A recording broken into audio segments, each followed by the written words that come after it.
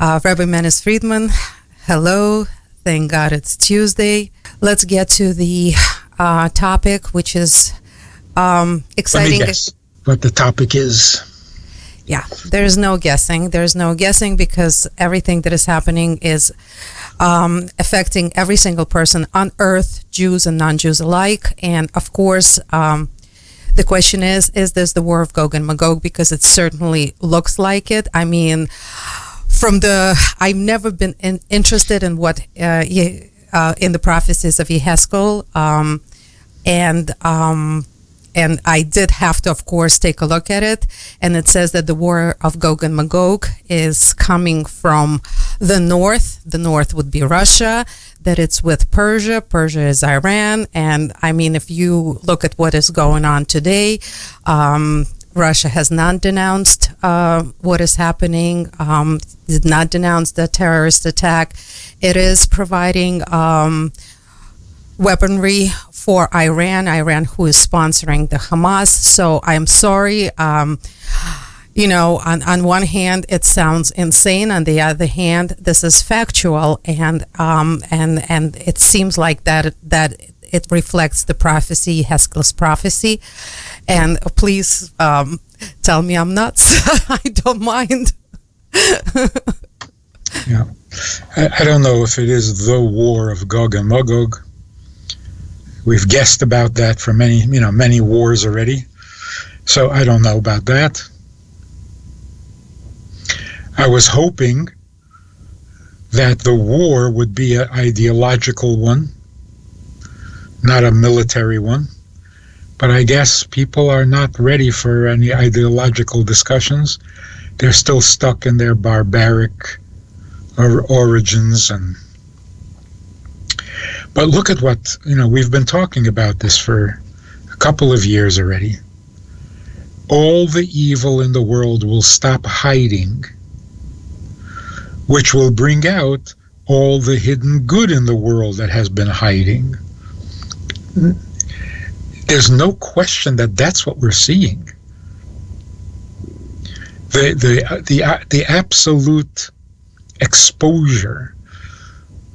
No more concealment, no more playing games. It's out in the open. We're not interested, they said, in a Palestinian state. We wouldn't know how to run a state anyway. We would just end up killing each other.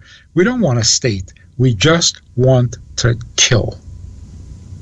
They're saying it. No more guesswork. And they're doing it. So, what are we seeing, and what are we hearing, and what are we learning? I think in very blunt language, it's time to grow up. It's time to grow up. This is not, I hope, in the minds of most Israelis, this is not retaliation for butchery and for indescribable animal behavior. It's not retaliation. It's a long overdue cleansing of the evil and exposing the failure of secular education. We thought we were enlightened. We thought we were intelligent. We went to college. We read books. We appreciated art and music. We're all great now, and we haven't really changed at all. So to think of this as just something happening in Gaza with a group of crazed terrorists, don't kid yourself. Look at the condition of the world. It's still barbaric. And even people who say, oh, that's barbaric. Good morning. I think it's time to grow up and simply recognize the entire education of the West and of modern day college and university. It failed. If it's secular, it's a failure. What more proof do we need? Anyone who can't admit that the education has been a failure is missing the point and is still hiding and is still afraid to see the truth. The truth is, this is a global problem. The education that people are raised with is a disaster.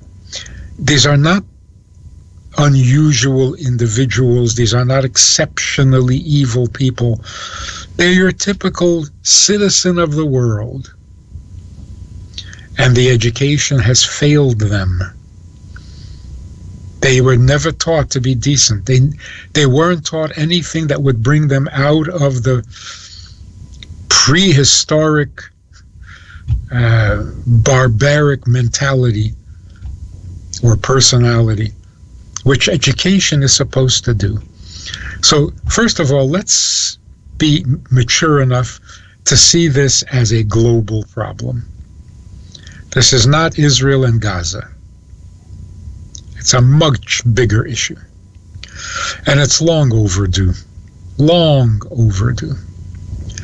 Can we now admit that secular education is a failure? Germany proved it, but we didn't want to see it. Now we see it. It's videos. You can't deny it anymore. To hide and make believe this is just a regional problem with a group of people, no. It's the human condition that should have been vastly improved by now, and it hasn't improved. So I can imagine people saying, oh, the secular education failed. And what? The religious education was a big success? Most of these people are religious. Religion is a disaster. It's been a disaster for 2,000 years. Can we now admit it? When the truth is finally staring you in the face, can you now admit it?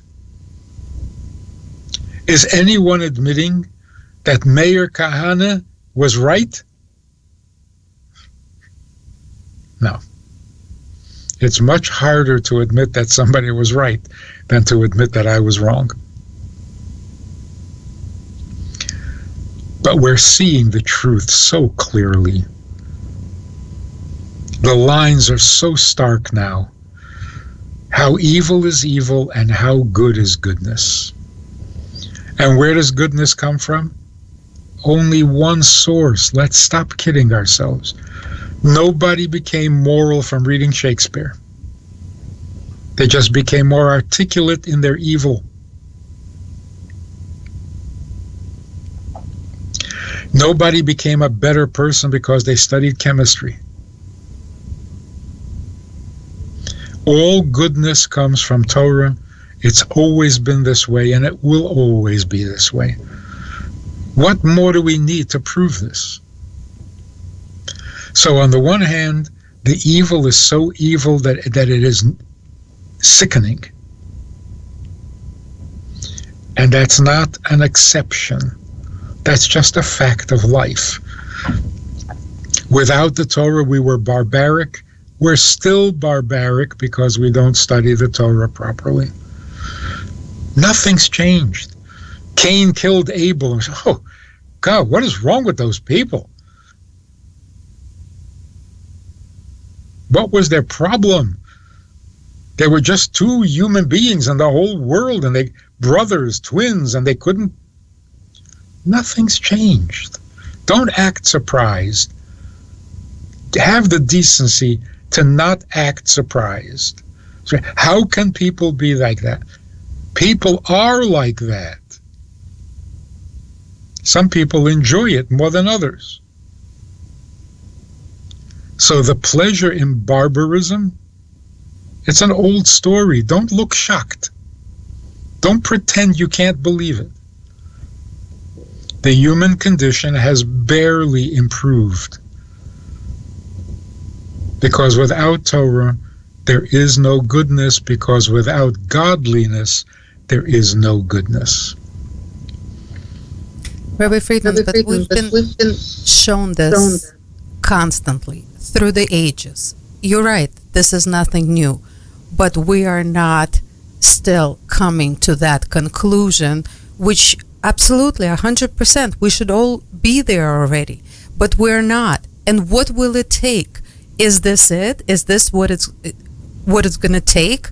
Because you're saying secular education, we're just more educated, and you're right. This is barbaric. This is massively barbaric, all in one place.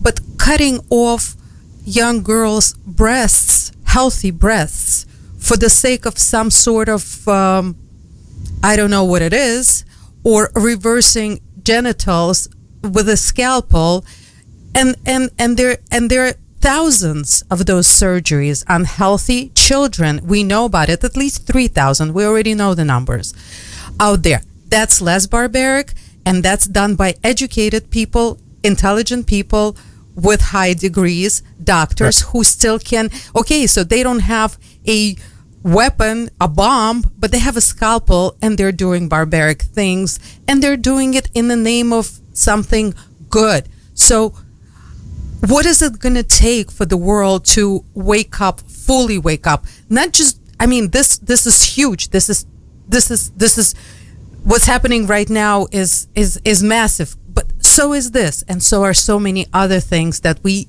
talk about throughout our lives. Yeah. During our programs, for sure. That's exactly what I'm talking about. Those doctors or those parents who allow their children to be massacred, and they're shocked by what happened in Gaza, in Israel. Don't do that. Look the truth in the eye and be honest. Grow up. Grow up. Why do we believe these foolish concepts and these foolish lies? Like, for example, the peace process in the Middle East. How blind have we been? What peace process? There was never. Why do we fall for these fake news, lies, half-baked ideas? Every moral concept introduced by the secular world has been a disaster. It was never moral.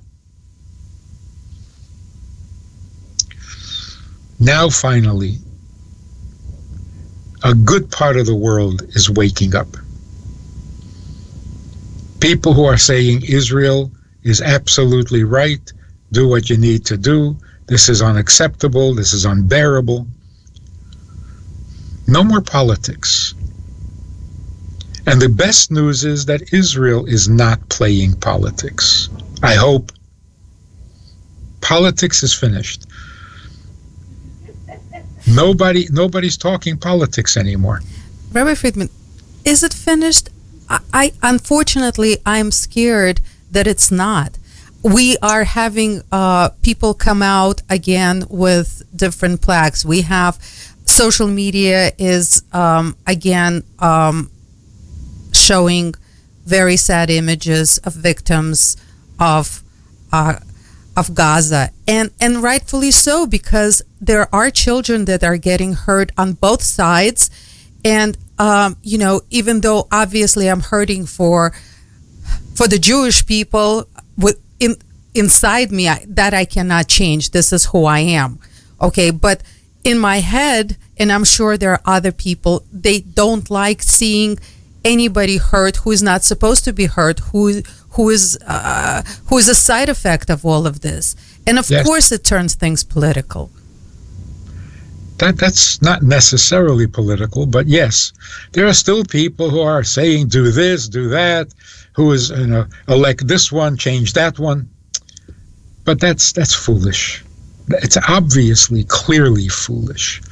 And Israel is not, for the most part, they're not talking politics. It's not this party against that party. There's a unified mentality right now. We need to do what we need to do. You needed to do this 50 years ago. And the Rebbe was telling you to do it 50 years ago.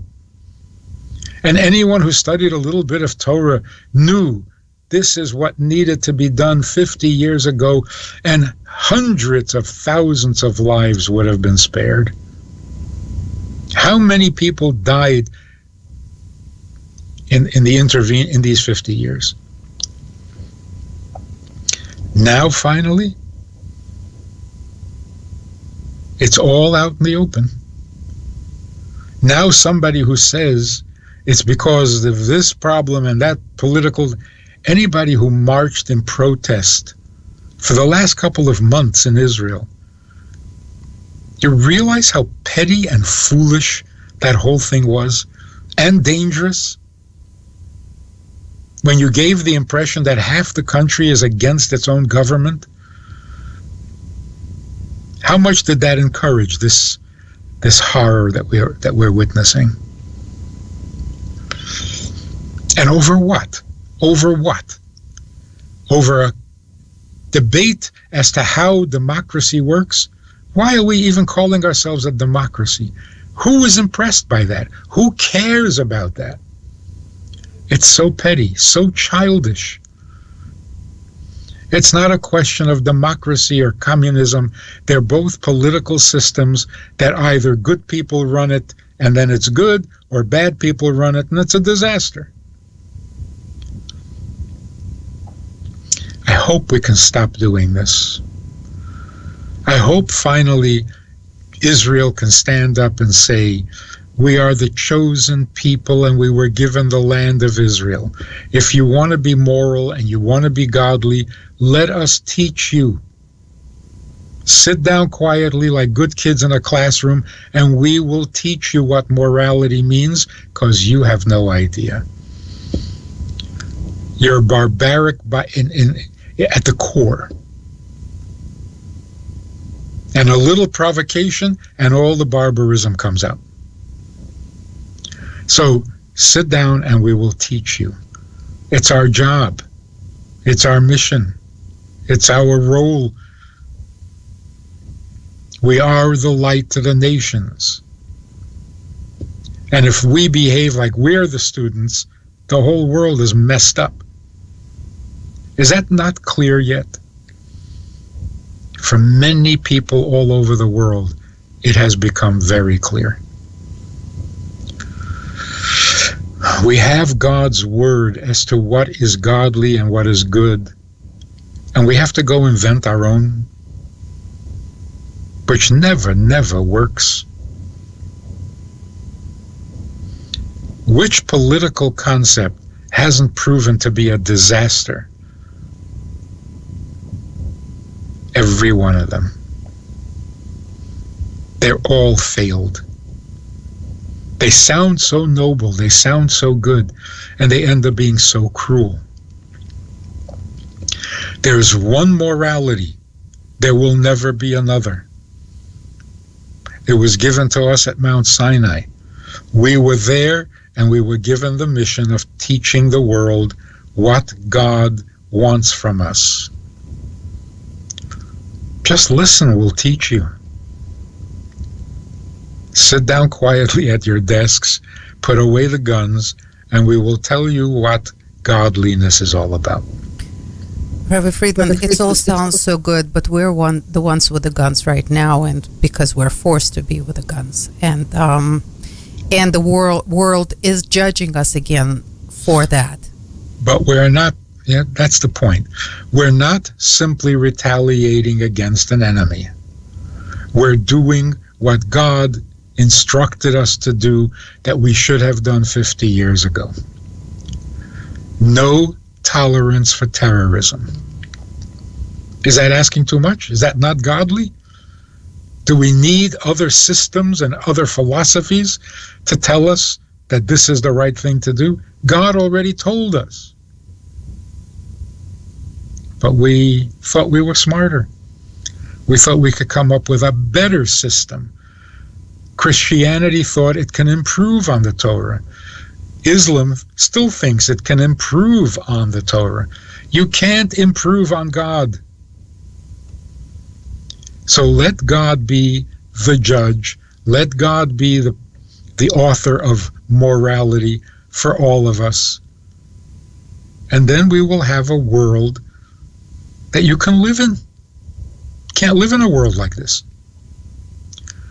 So it's not that now we're doing the shooting.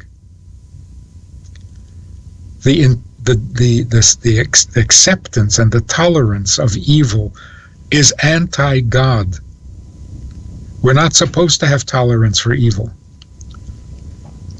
Hopefully we could eradicate it by teaching.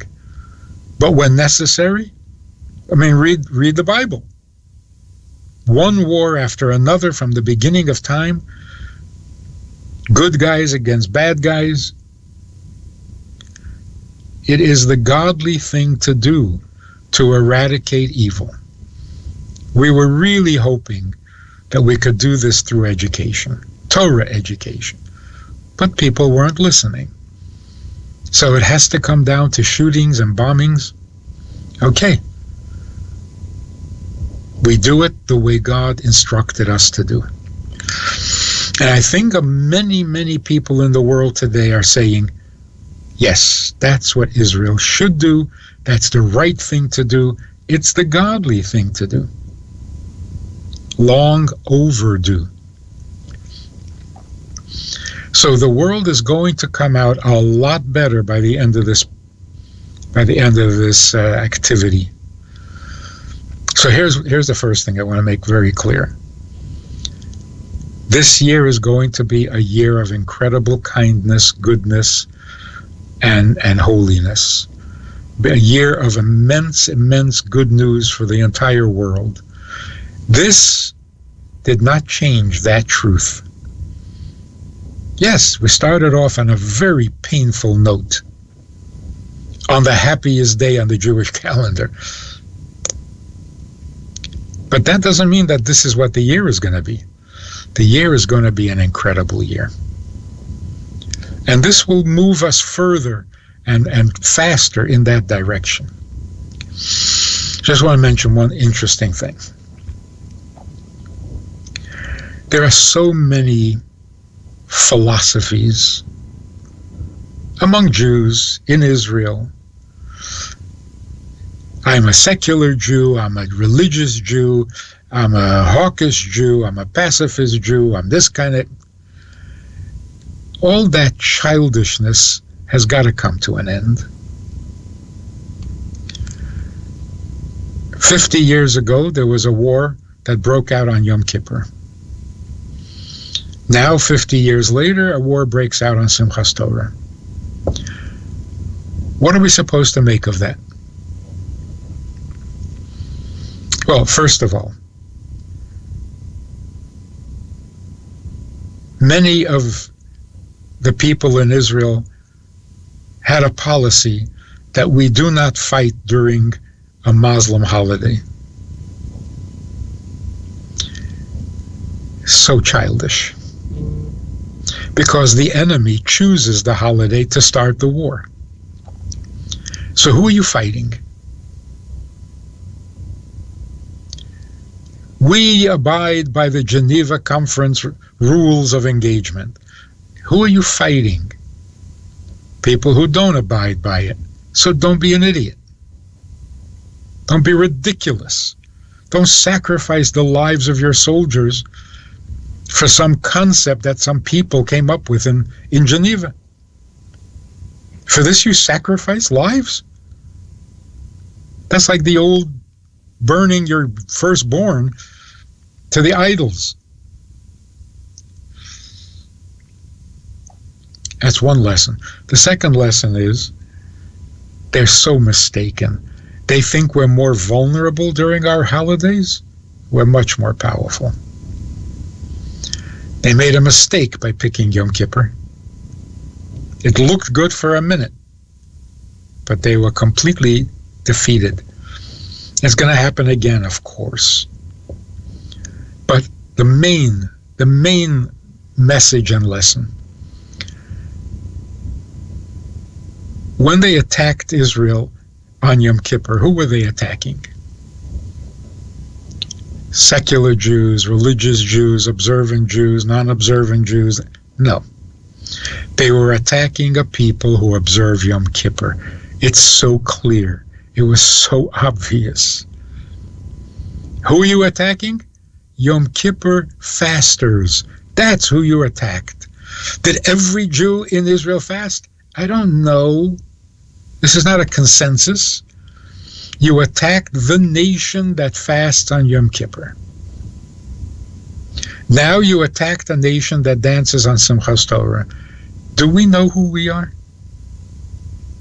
It's so clear. We're not secular, we're not religious, we're not right-wing, we're not left-wing, we're not pacifists, we're not hawk. We are the people who dance on Simchas Torah. That's who we are. Why don't we tell the world this? Can we stop calling ourselves a democracy? Nobody's impressed. Stop already. People are impressed that we are the children of Avraham, Yitzchak, and Yaakov, and we haven't changed. Our ancestors fasted on Yom Kippur, we fast on Yom Kippur. Our ancestors danced on Simchas Torah, we dance on Simchas Torah.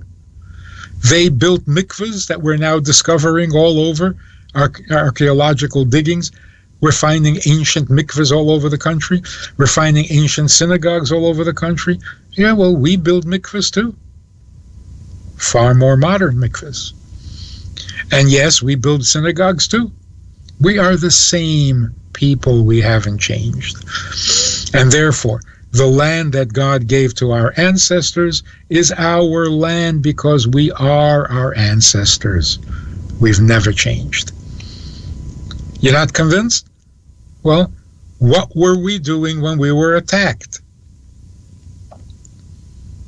Dancing. Even the secular were dancing. It was a dance festival that they attacked. So, who are we? We are the people who dance on Simchas Torah. We are the people who fast on Yom Kippur. Why can't we tell the world who we are? What are we hiding? What are we denying? So, in one word, we need to grow up. Enough with the foolishness. Enough playing the game of the secular world, trying to out-secular the secular, trying to out-westernize the West. Stop. It's a failure. You're mimicking a failure. Why would you want to do that? Let's go back to being the teachers. We're not good at being students, and the world is not good at being teachers. If you don't see it now, you need to examine your eyes. Rabbi Friedman, that's the scariest thing. If people are not going to see it now, that just will mean that this is all happening in vain. No, it will mean that those people who don't see it now don't count. They don't count anymore. Your opinion doesn't count. Your position doesn't count. You don't count. You're out. You're beyond the pale. You missed the signal, so you don't count. That's what it's come down to. If you don't see the truth now, then it's very sad. You know, the reason they promote these videos of their barbaric butchery is to intimidate us, to degrade us, to make us feel victimized, undeserving, pathetic. That never worked before. It's been tried so many times. I don't feel bad for us. I feel bad for them. What is wrong with them? What is wrong with their lives? What is wrong with their mind and their heart? What kind of sickness are they suffering from? We are embarrassed? What are we embarrassed about? So let's make this assessment. They were successful for a week. That proves that they are right and that they are good and God is on their side. Let anybody in the world answer that question. They were successful. They got through Israeli security. They crossed into the border. They killed whoever they wanted. They're on top of the world. They're so successful. Does that in any way indicate that they're right? That they're good? Of course not. So success at being evil doesn't make you any less evil. Now, let's look at the flip side. If you are victimized and butchered, does that mean you're wrong? Does that mean God is not on your side? It's just as absurd. Successful evil doesn't make the evil any better, and victimized righteousness doesn't make righteousness any less right. So, why are we ashamed? We're not. We're outraged. And the pity and the shame, of course, is on the butchers. And who are the butchers? The world. The world. Again, let's not be petty. The universe, the way it is today, produces these kinds of people. They're not weird. They're not the exception. They're just upfront about it.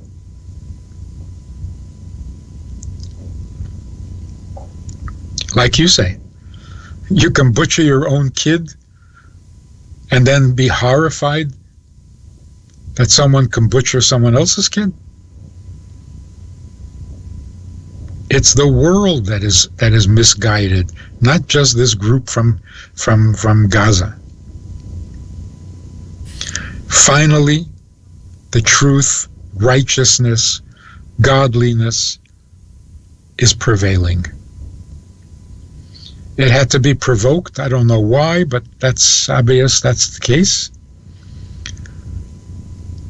This is going to turn the world upside down. It should have happened in the past. There were plenty of opportunities for it, but it was never so graphic. Even the Holocaust. For 30 years after the Holocaust, people still didn't believe it happened. Yes, there was some footage, there were some pictures, but now it's in every home and on everyone's telephone. It's so graphic now. Why did it take that? I don't know. Why couldn't people figure this out without having to see it, the butchery in front of their eyes? Rabbi Friedman, that's actually one of my questions. The fact that we're seeing all of this, I mean, I saw a lot. I'm trying to shut some of it out. Does it have a lasting effect? Is it something that is awful for us to see? Is it something we should stay away from seeing? I mean, a lot of people are warning us against seeing all of these atrocities. They are horrific. We definitely have to protect our children from it. There's no benefit in seeing it. Will we get over it? Of course we'll get over it. We've been there before. So we're going to do fine. We're going to have a miracle. We're going to have a victory. This is going to be the best year. The rest of the world? Well, you have a choice. Continue with your foolish experiments or get with the program. There is a Torah. The Torah tells all of us how we must behave. A Jew Jewishly, a non-Jew with non-Jew, with the 7 Noahide laws. We all know right from wrong from the Torah. Why do we keep trying to embellish?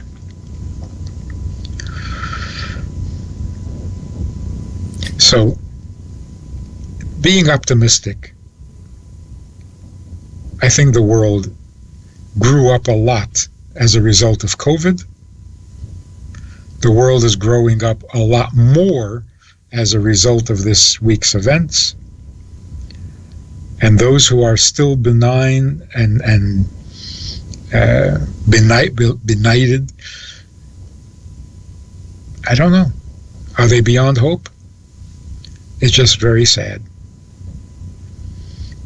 But the pendulum has swung. Anyone who's not moving to the right is just hopeless. So it's very sad to see that there are people who are that blind that even this can't wake them up. Okay. I guess they were just not meant to be part of the solution. But they're no longer a problem. They're just sad losers. So it's really our call right now. The Jewish people have to present themselves to the world. Enough with the games. Enough with the half-truths. We are the chosen people. We didn't choose, we were chosen. So we have no choice. The chosen people have no choice.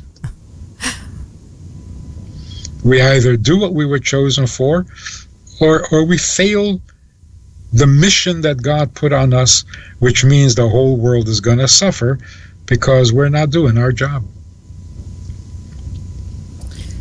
So stop saying silly things, childish, immature, like we have a right to defend ourselves. Yeah, if somebody's beating you up in the schoolyard and taking away your lunch, you have the right to defend yourself. What a stupid statement. Biden made such a powerful proclamation. Israel has a right to defend itself. Full stop. You're a brilliant person. You're a great leader. And Israel says the same thing. Enough already. We don't have a right to defend ourselves. We have a mission to fix the world. Stop being petty. This is not a schoolyard fight. And stop saying I'm a democracy, the only democracy in the... Nobody has been impressed yet. What do you think, saying it again is going to impress them? Democracy is a tool. It's either a tool for the good or it's a tool for the evil. Stop priding yourself in the tool. Pride yourself in what you use it for. If you use democracy to teach the world about God, then it's a good thing. If you used communism to teach people about God, which is kind of a contradiction in terms, but if you used communism to teach people about God, then communism would be wonderful. It's time to grow up. Simply time to grow up. Don't become secular, don't become religious, don't become holy. Just grow up. Just grow up. That's all it takes. If you're Jewish, be Jewish. Who are you kidding? What are you trying? You can't fool Mother Nature. And if Jews were being Jewish, the whole world would benefit more than from anything else. And now that Jews are acting like the chosen people, the world likes it. It makes sense. The chosen people acting chosen. Bingo! Everything's right in the world. But when the chosen people don't act chosen, everybody's confused. Everybody's upset. Nothing is as it should be. So here's the... Not yet. The point is, the world is becoming so much better.